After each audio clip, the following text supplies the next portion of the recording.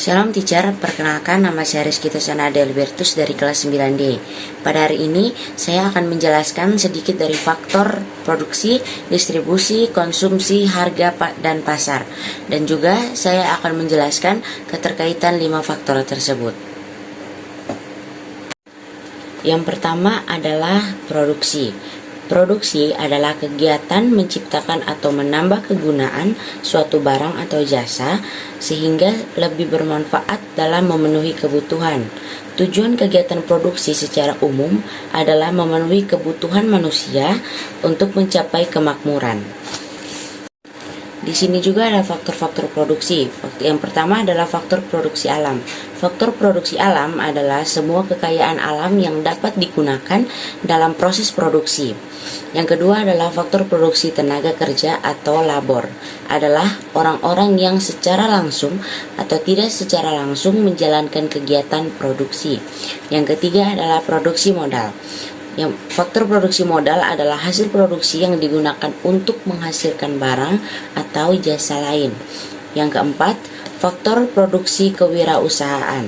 Faktor produksi kewirausahaan adalah kemampuan, keahlian, dan kecakapan seseorang atau sekelompok untuk merancangkan, mengendalikan, mengatur, dan mengawasi seluruh kegiatan produksi.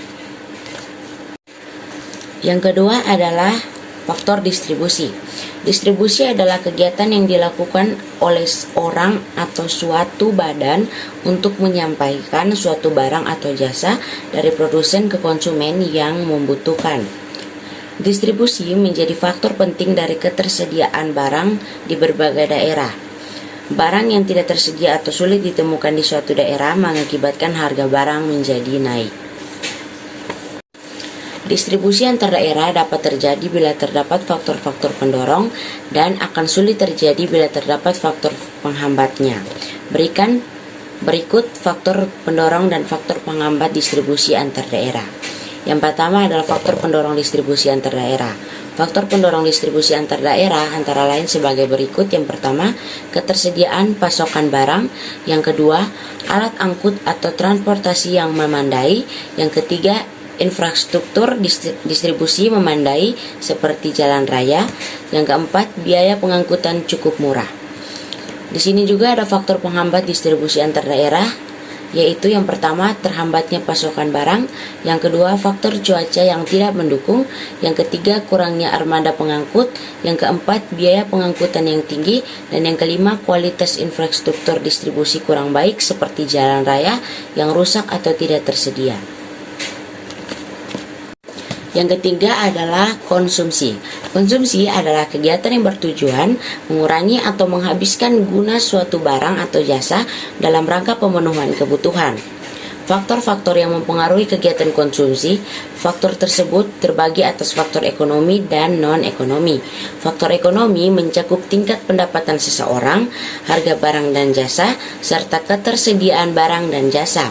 Adapun faktor non-ekonomi yaitu mencakup jumlah tanggung keluarga, tingkat pendidikan, tempat tinggal, serta lingkungan sosial, budaya, agama, dan adat istiadat. Selanjutnya ada harga. Harga adalah nilai tukar suatu barang yang dinyatakan dengan uang. Fungsi harga adalah alat pengukur dan pembeda suatu barang.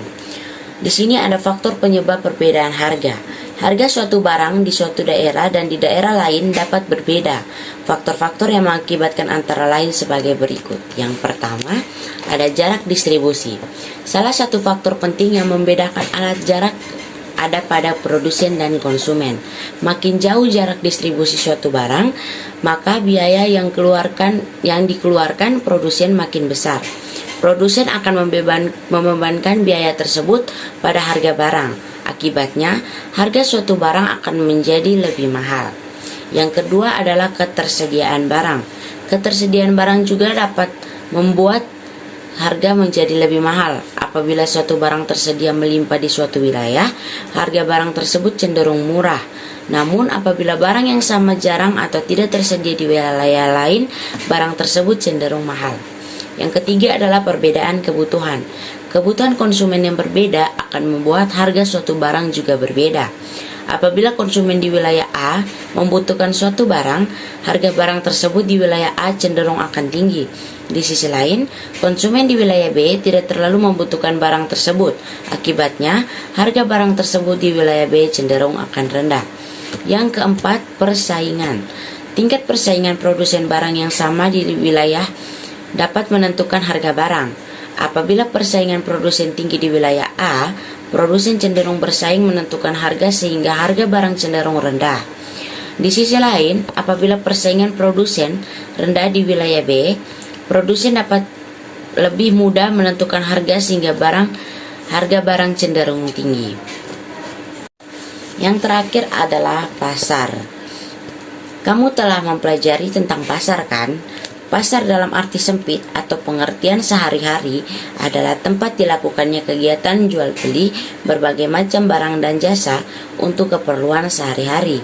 Sedangkan dalam pengertian yang lebih luas dan menurut ilmu ekonomi, pasar adalah proses berlangsungnya transaksi permintaan dan penawaran atas barang dan jasa.